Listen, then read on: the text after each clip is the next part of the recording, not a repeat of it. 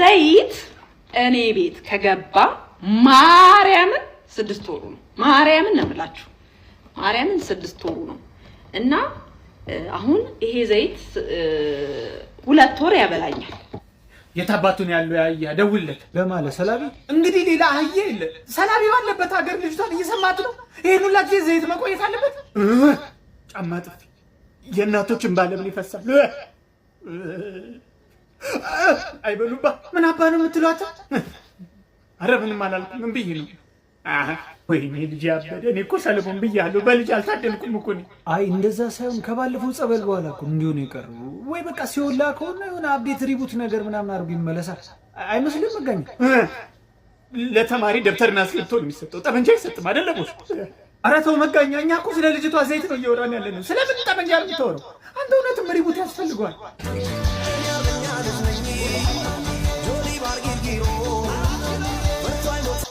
አማለው አንተ በስባሳ አንተ ባለበት ሀገር ዘይት 6 ወር 8 ወር መበላት አለበት። ዘይቱ የዛችን ልጅ ቪዲዮ አይተኸው እንዴ? ሰው አይደለችም እኮ ቦስ አይናት ወይ ደግሞ ከትያዝ ጋር ዝምድና አላት። እንዴት 8 ወር ዘይት ይቆያል ቦስ? አረ መቀለዱ ነው።